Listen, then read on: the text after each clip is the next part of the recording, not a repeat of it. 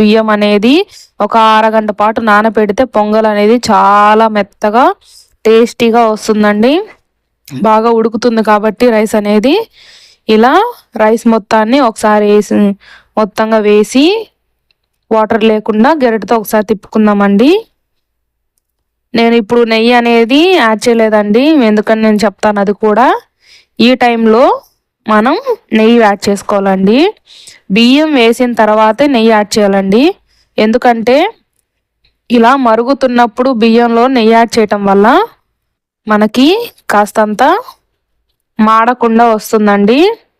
అది దాంతోపాటు కాస్తంత సాల్ట్ యాడ్ చేసుకోవాలండి. ఎప్పుడైనా సరే ప్రసాదంగా అయినా కానీ ఇంట్లో వండుకునేటప్పుడైనా కానీ స్వీట్లో అనేది కాస్తంత సాల్ట్ పడితే దాని రుచే మారుతుందండి. చాలా బాగుంటుంది. ఒకసారి ఈ టెక్నిక్ ట్రై చేసి చూడండి.